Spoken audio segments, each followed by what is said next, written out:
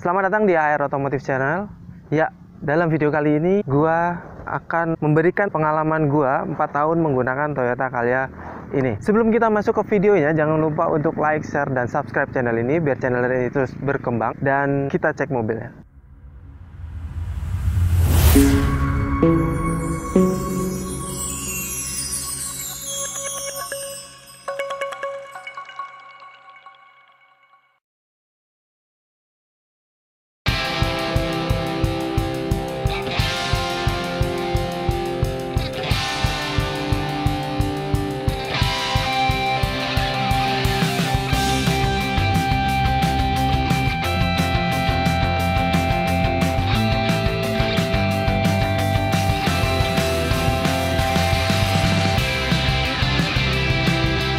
Ini adalah Toyota Calya tahun 2016. Toyota Calya ini adalah sebuah mobil yang dirancang oleh Daihatsu dan diproduksi oleh Toyota Astra Motor dan Astra Daihatsu Motor. Mobil ini diproduksi dari tahun 2016 yang mengikuti konsep yang dirancang oleh Daihatsu yang dikeluarkan di IMS 2015. Mobil ini sendiri dibekali dengan mesin 1200 cc dengan kode mesin 3NR VA yang digunakan juga oleh Toyota Etios Falco. Untuk kode VA itu digunakan juga oleh Toyota Avanza dan Daihatsu Xenia sejak tahun 2015.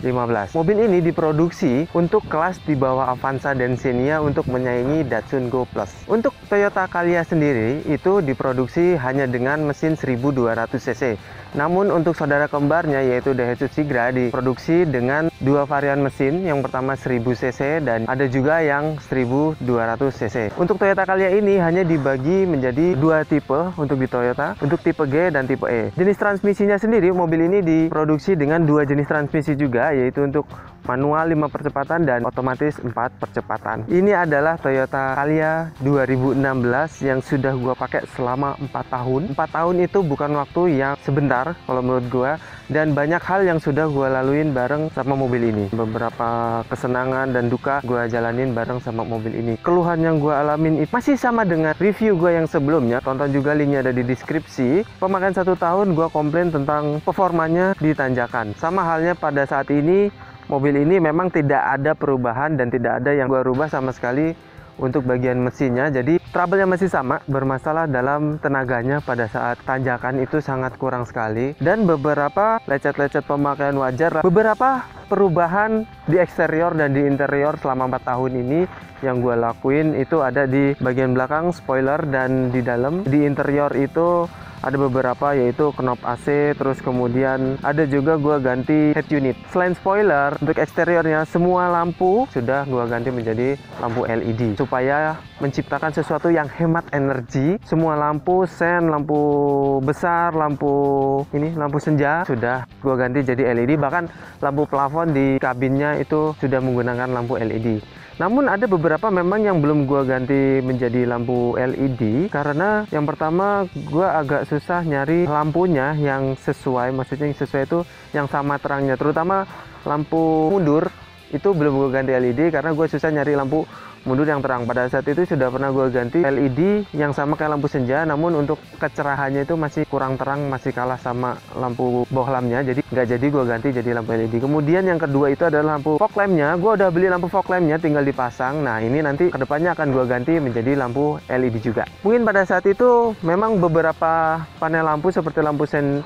di spion dan lampu fog lamp itu udah di kuning-kuningin, tapi memang sampai ke sini memang udah agak pudar-pudar, namun memang nggak masalah karena ini nantinya mau gua ganti. Dan kemudian ini ada handle-nya, pertamanya gua pasang chrome, tapi karena gua nggak jadi suka chrome, gua lepas, dan ini masih sisa ini karena ini susah dicopot. Kalau gua copot kemarin itu ada lem yang ada cat yang ikut ke kelentek, jadi nggak jadi gua copot 4 titik. Terus mobil ini sudah ganti ban 2 piece untuk depan aja, karena pada saat itu gua ganti ban karena situasi urgent. Ganti ban karena yang satu udah nggak bisa ditambal karena bocor bekas tambalan, dan yang satunya itu pecah samping, jadi nggak bisa ditambal, jadi langsung gue ganti ban depannya.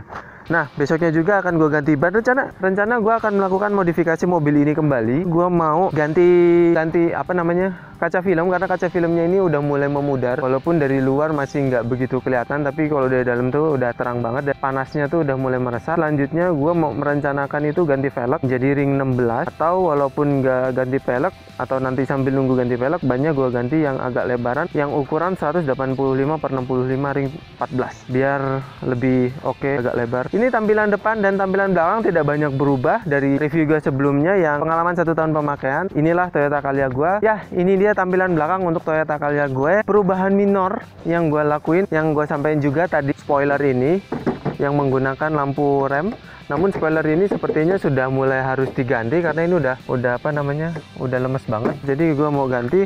Kemudian ini di sini gue tulis di sebelah Toyota ini adalah limited edition, keren-kerenan aja. Kemudian di sebelah kirinya itu gue tambahin emblem sport. Mobil ini menjadi Toyota Calya Sport tipe G. Untuk lampu sen dan rem sudah menggunakan lampu LED, jadi mengutamakan kehematan. Mungkin hanya itu aja untuk tampilan belakang, jadi nggak terlalu banyak perubahan.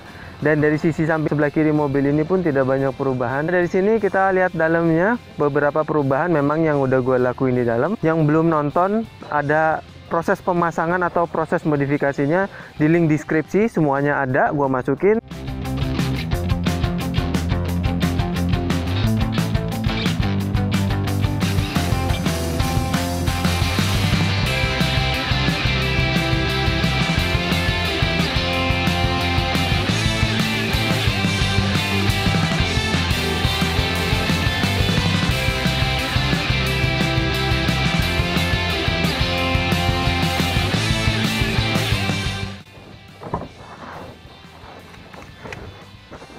Gua udah ada di dalam mobil. Kita coba nyalain dulu mobilnya karena panas.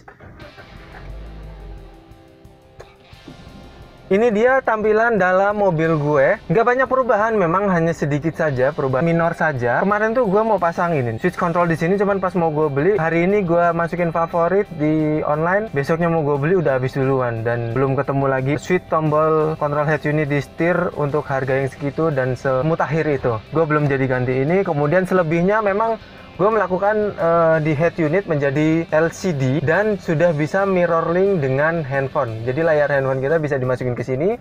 Untuk detail pengetesan head unit ini ada di deskripsi biar video ini nggak kepanjangan. Kemudian gue rubah knob AC, gue rubah yang tadinya bentuknya kayak kompor gas, sekarang udah nggak kompor gas lagi. Cuman hidupinnya jadi agak susah karena ini terlalu masuk, jadi agak repot. Tapi nggak apa-apa, menghindari kompor gas. Selebihnya untuk joknya belum melakukan perubahan. Kemudian ininya belum melakukan perubahan lagi.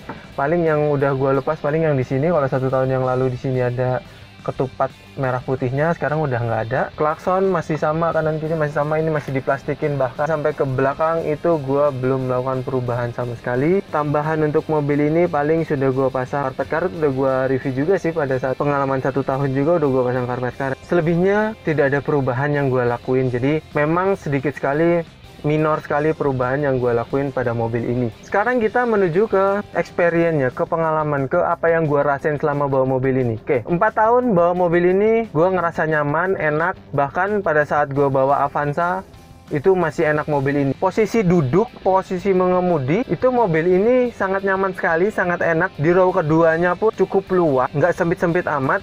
Namun row ketiganya memang tidak seluas row keduanya, karena memang row ketiga itu biasanya buat kasta terendah dalam keluarga, tidak terlalu dipikirkan untuk kelegaan kakinya.